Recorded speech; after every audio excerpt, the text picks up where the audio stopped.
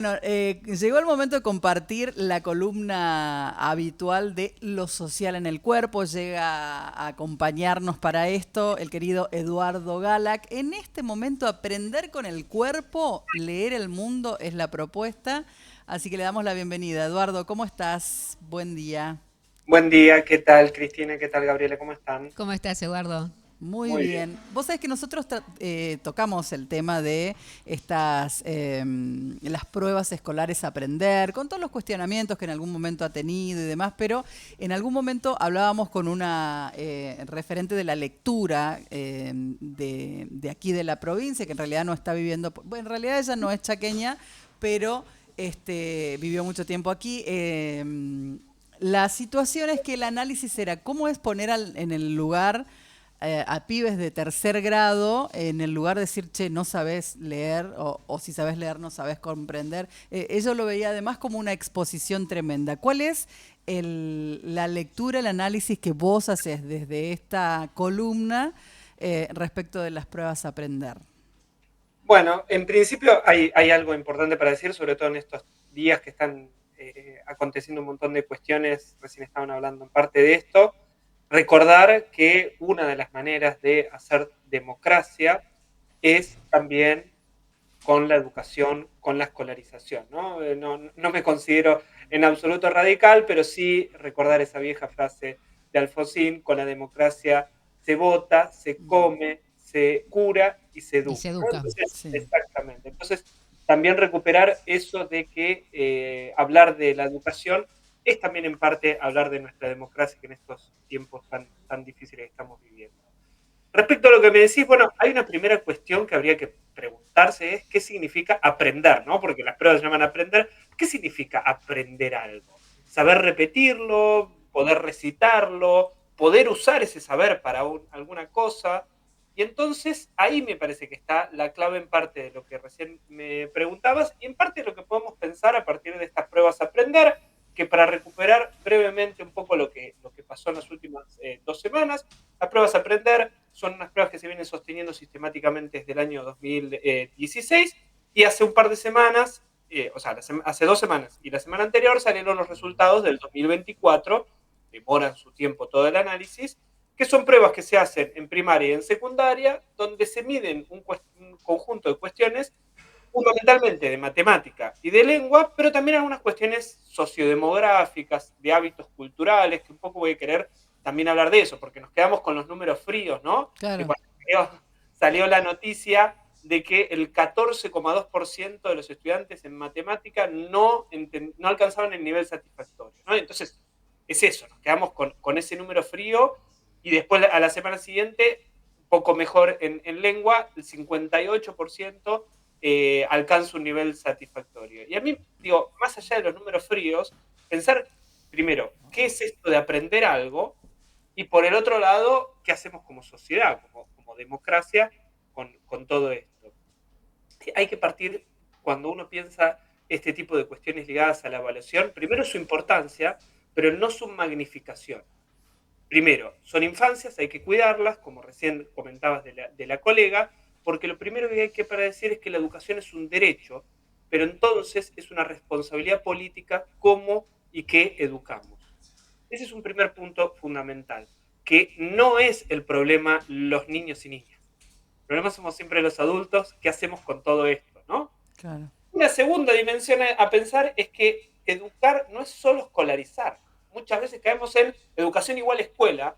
Obviamente la escuela tiene que educar, pero no es el único ámbito. No es el único ámbito y ahí me parece que le ponemos un peso a las infancias, al aprendizaje, las pruebas se llaman aprender, y no Mm. a la enseñanza, que es en todo caso el gesto político, el gesto como sociedad que nosotros decimos qué le queremos enseñar a las nuevas generaciones para cuando asuman responsabilidades sepan desarrollar. ¿Qué tienen que saber, digamos? Exactamente. Más Ujú. que aprender, ¿por qué no hacemos las pruebas también enseñar? No para caerle a los docentes, tampoco son responsables los docentes, sino en todo caso para pensar socialmente el problema y no en esos niños, no victimizar a los niños si saben o no saben. Pero además, ¿qué saben? ¿O qué es saber? ¿No? ¿Qué es aprender algo? Y quería traerles una de las preguntas que aparecía, porque salen los números fríos de matemática y de lengua, pero no Mm. solo sobre eso se pregunta. Una de las preguntas que hacían es en qué utilizaban su tiempo libre, porque hay preguntas sociodemográficas. Mm. ¿Qué se imaginan que apareció en las respuestas cuando preguntaron en qué los niños y niñas utilizan su tiempo libre? En Niños, jugar. claro, niños y niñas en edad de primaria. Sí, tercero. Primaria, exactamente. Primaria. Y imagino que jugar, sí. Bueno, yo también me esperaba un poco eso, pero mira, el 90% que respondió mirar dibujitos, series o películas, y después el 75% se distribuyó también entre jugar al aire libre, mirar videos de TikTok, Instagram o YouTube, jugar con videojuegos o hacer deporte. Y solo la mitad, el 50% aproximadamente, dijo que lee libros. Y ahí a mí me gusta pensar la hipótesis que muchas veces se dicen las nuevas infancias no leen, o sea, solo la mitad leen, cuando a mí lo que me interesa pensar es, cuando ven un video de TikTok, aparecen palabras. Cuando escuchan, Sí. cuando ven algo, cuando eligen en YouTube qué ver, están leyendo. O sea, hay otras lecturas, hay otros lenguajes que hay que tener en cuenta, además de los lenguajes adultos que nosotros estamos acostumbrados a ver. Digo, los subtítulos hablan en palabras que yo no entiendo. Les voy a contar un ejemplo muy de entre casa, sepan disculpar mis 42 años, pero el otro día estaba en Spotify, me hace una sugerencia de escuchar a Louta, que nunca lo escuché, pero está de moda. Dije, vamos a escuchar el nuevo disco. A la segunda canción, te juro, no sabía si me estaba hablando del amor, de los amigos, de lo que pasaba, de la realidad política. No sabía de qué hablaba la canción. No, sinceramente, no entendía, no sé si alguna vez les pasó. Sí. Bueno, eso es perderse un poco el lenguaje, porque hay gramáticas diferentes para entender. Eso. Pero al ser lenguajes diferentes. bueno, normalmente, no sé si las infancias, pero las adolescencias siempre han tenido lenguajes diferentes, ¿no? Como para separarse de los adultos. Pero que uno tiende a pensar, yo por lo menos, que es como más empobrecido eso, digamos, ¿no? Como que es de menos calidad ese lenguaje, Más esas palabras, chato, ese discurso que pueden encontrar en TikTok. El ejemplo que pone TikTok puntualmente es todo tan rápido. ¿Cómo haces para en 30 segundos aprender nuevas palabras, por ejemplo? No sé, se me ocurre por decirte algo que tiene que ver con la alfabetización viste que a veces O los pasa... trayectos que hicimos nosotros, digamos. Ponele, vos decís, a veces, ¿no les pasa a veces cuando están hablando que no estoy encontrando la palabra exacta y digo, uy, me está faltando lectura? Porque realmente la lectura era la que te aportaba esos datos nuevos para encontrar esas palabras necesarias ideas, para organizar el pensamiento, el ¿no? pensamiento. ¿Cómo hacen ellos? ¿Es diferente?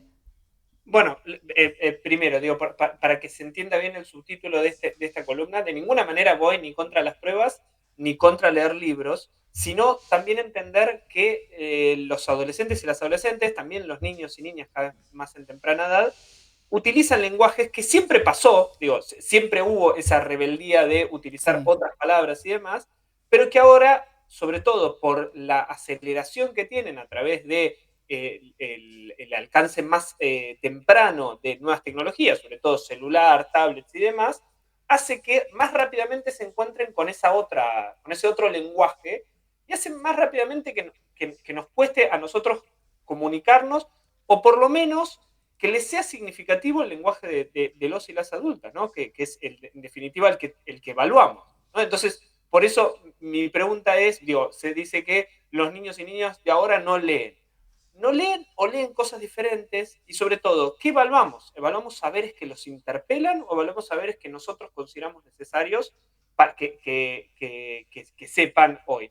Y ahí me parece que está el kit de la cuestión de esto. Del desfasaje que hay entre las pruebas y cómo responden las infancias a eso. Y vos te entendés, es decir, vos no querés cuestionar, o no es tu planteo cuestionar las pruebas a aprender, pero si tuvieras que hacer alguna modificación, vos decís, bueno, tendrían que docentes o quienes evalúan tratar de incorporar esos otros lenguajes, esas otras palabras que sí están manejando más las infancias.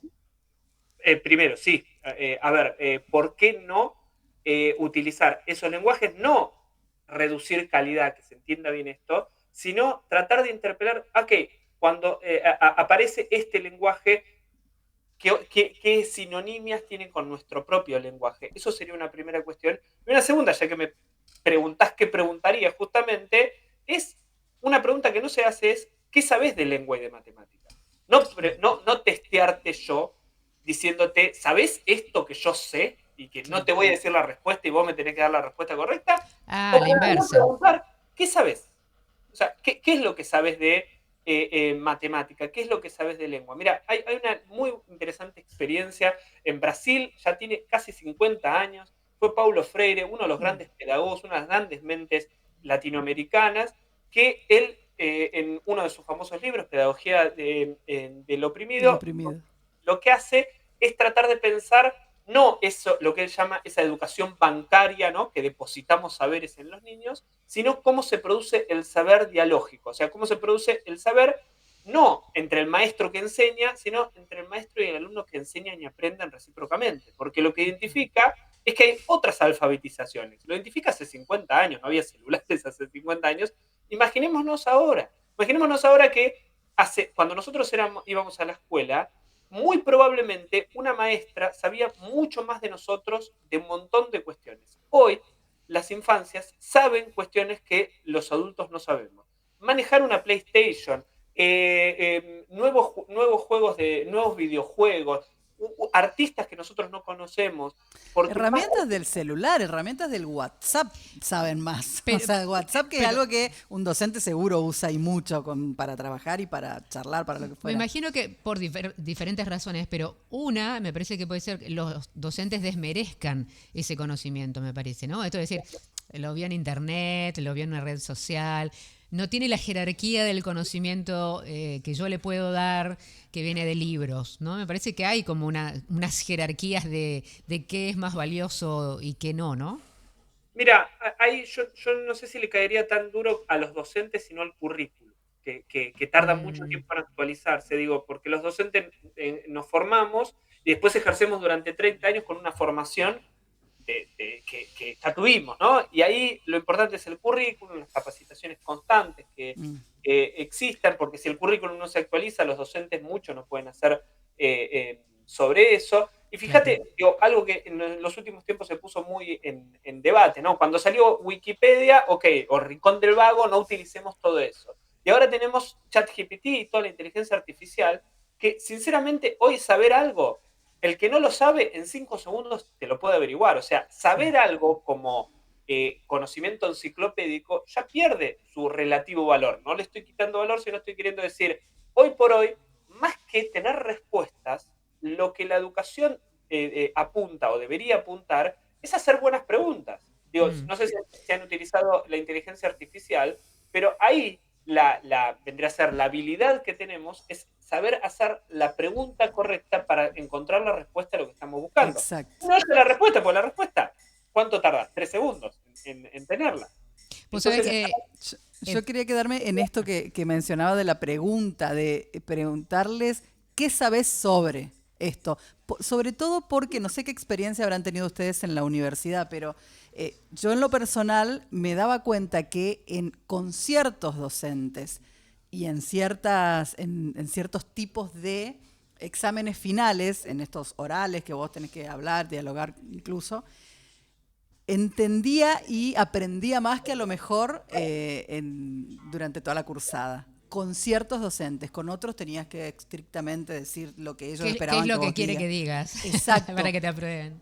Entonces yo pensaba, qué loca la manera de evaluar todo lo que nos implica, porque además te mete una presión. Yo tengo hijas universitarias, la presión que algunas de ellas tienen sobre con ciertos docentes ante un examen final o incluso ante parciales, pero porque primero que están todavía, ¿te acuerdan cuando se usaban? Hay aulas que todavía son así, el docente universitario así en un escalón por arriba de todo el resto, bueno. Claro, tiene una idea de que lo veas, pero también genera otra cosa, ¿no? Claro. Entonces, qué importante, porque ¿qué querés vos como docente, como imagino yo, ¿no? Un profesor, un docente de primaria, que el pibe o la piba aprenda. No hay otro objetivo. Exacto, bájate del pedestal, ¿no? Claro. Digo, es muy interesante lo que estás diciendo. Hay una vieja frase en educación que es lo primero que aprende un estudiante, un alumno, cuando ingresa a la escolarización, es a ser alumno. A saber las reglas sociales, pero también a muchas veces saber decirle al docente o a la docente lo que el docente quiere escuchar. Eso es muy peligroso, pero todos lo hemos hecho porque muchas veces sabemos que hay... Que tenés que salir bien. Que hay una respuesta correcta que está buscando y que decísela y pasás de largo. Eso es realmente una pena, eso no es educación, en absoluto. Eso es educar. Vuelvo a eso que decía antes. Una cosa es aprender, otra cosa es enseñar y otra cosa es educar. Para que haya educación tiene que haber una responsabilidad política y tiene que haber un sentido político. Y quiero retomar algo de lo que decía antes también, de, bueno, para que haya educación tiene que ser significativo, o sea, me tiene que de alguna manera interesar y le tengo que encontrar un sentido. Ahí me parece que tenemos que apuntar, digo, porque una cosa es, digo, volviendo a esto que decía de ser estudiante es aprender las reglas sociales, eso es naturalizar, ¿no? Muchas veces confundimos naturalizar con incorporar. Naturalizar es hacer algo de manera no consciente.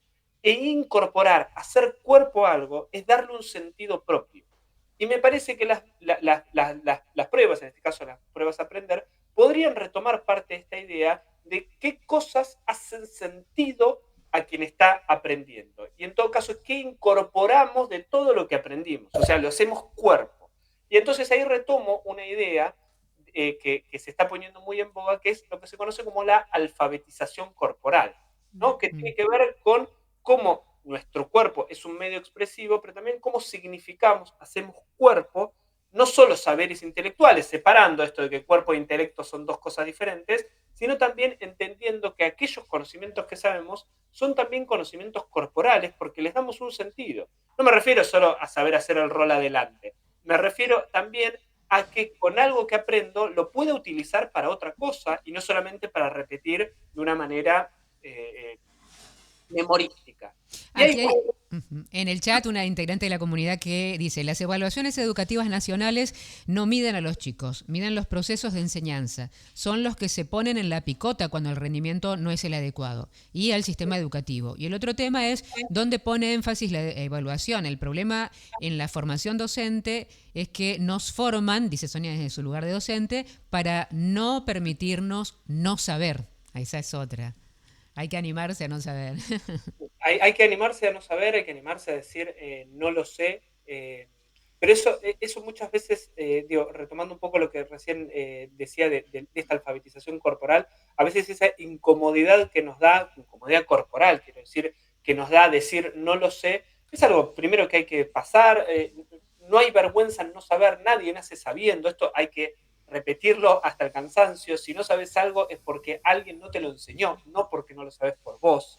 Entonces, más que evaluar, digo, caerle sobre las infancias, hay que también replantearnos en este sentido democrático. Y en parte quería cerrar con esta idea de la alfabetización corporal, que es un tema, sobre todo en Brasil, pegó mucho por esa tradición de Paulo Freire que les decía, ya se habla de letramiento corporal, pero quiero decir, acá cuando nosotros pensamos en el cuerpo, también vale la pena pensar aquello que incorporamos de todo lo que nos enseña, otra vez, de cómo lo ponemos en práctica, y qué pasa también cuando nosotros tenemos otros cuerpos que no se condicen con lo que la sociedad espera de nosotros. En parte de la columna pasada hablábamos, recuerdan, del ser y el tener cuerpo, y digo, en parte las resistencias a la ESI, a la educación sexual integral, tienen que ver con eso, tienen que ver con plantear otras corporalidades, por ende otras maneras de aprender, porque si tenemos otro cuerpo, por ejemplo, estoy pensando